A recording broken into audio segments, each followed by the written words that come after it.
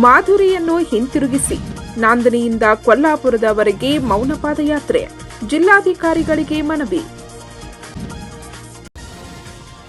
ಮಹಾರಾಷ್ಟ್ರದ ಶಿರೂರ್ ತಾಲೂಕಿನ ನಾಂದನಿ ಜೈನ ಮಠದ ಮಹಾದೇವಿ ಉರ್ಫ್ ಮಾಧುರಿ ಎಂಬ ಆನೆಯನ್ನು ಅನ್ಯಾಯವಾಗಿ ಉದ್ದಿಮೆ ಅಂಬಾನಿ ಒಡೆತನದಲ್ಲಿರುವ ವನಥಾರ ಉದ್ಯಾನವನಕ್ಕೆ ಸ್ಥಳಾಂತರಿಸಿದ್ದು, ನಾಂದನಿ ಜೈನ ಮಠದ ಆನೆಯನ್ನು ಮುಕ್ತಗೊಳಿಸಿ ಮರಳಿ ಜೈನ ಮಠಕ್ಕೆ ನೀಡಿರಿ ಎಂಬ ಬೇಡಿಕೆಗಾಗಿ ಕರ್ನಾಟಕ ಹಾಗೂ ಮಹಾರಾಷ್ಟ್ರ ರಾಜ್ಯದ ಗಡಿಭಾಗದ ಜೈನ ಬಾಂಧವರು ರವಿವಾರ ದಿನಾಂಕ 3ರಂದು ನಾಂದನಿ ಜೈನ ಮಠದಲ್ಲಿ ಭವ್ಯವಾದ ಚಳುವಳಿ ಹಮ್ಮಿಕೊಂಡು ನಾಂದನಿಯಿಂದ ಕೊಲ್ಲಾಪುರದವರೆಗೆ 42 ಕಿಲೋಮೀಟರ್ ಮೌನ ಪಾದಯಾತ್ರೆ ನಡೆಸಿ ಜಿಲ್ಲಾಧಿಕಾರಿಗಳಿಗೆ ಮನವಿ ಸಲ್ಲಿಸಿ ಆಗ್ರಹಿಸಿದ್ದಾರೆ.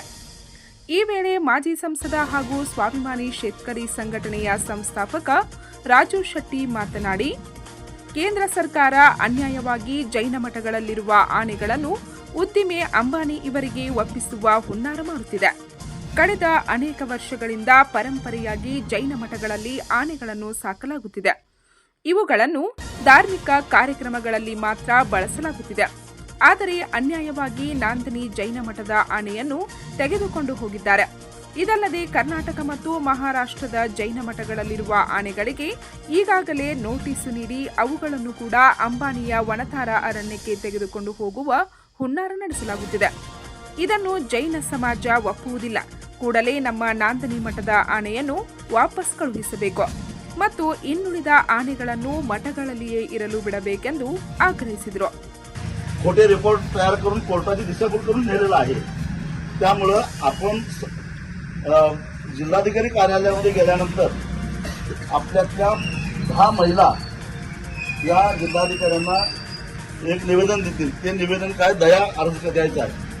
सुप्रीम आणि जिल्हाधिकारी ಸರ್ಕಾರ ನಮ್ಮ ಬೇಡಿಕೆಗೆ ಬಗ್ಗದೇ ಇದ್ದಲ್ಲಿ ಮಹಾರಾಷ್ಟ್ರ ಮತ್ತು ಕರ್ನಾಟಕದ ಜೈನ ಸಮಾಜದವರು ಉಗ್ರ ಹೋರಾಟ ಮಾಡಲಿದ್ದಾರೆ.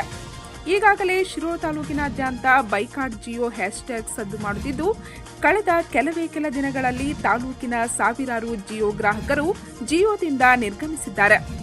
ಮುಂದೆ ಬೈಕಾಟ್ ರಿಲಯನ್ಸ್ ಕೂಡ ತಾಲೂಕಿನಲ್ಲಿ ಜೊತೆಗೆ ಕರ್ನಾಟಕ ಮಹಾರಾಷ್ಟ್ರದಲ್ಲಿ ಸದ್ದು ಮಾಡಲಿದೆ ಎಂದು ತಿಳಿಸಿದರು. ಈ ಸಮಯದಲ್ಲಿ ಪಕ್ಷಾತೀತವಾಗಿ ಎಲ್ಲ ಪಕ್ಷದ ಗಣ್ಯರು, ಶಾಸಕರು, ಮಾಜಿ ಶಾಸಕರು, ಕರ್ನಾಟಕ ಮತ್ತು ಮಹಾರಾಷ್ಟ್ರದ ಸಾವಿರಾರು ಜೈನ ಸಮಾಜದ ಬಾಂಧವರು, ಜೈನೇತರರು ಪಾದಯಾತ್ರೆಯಲ್ಲಿ पाल्गొಂಡಿದ್ದರು.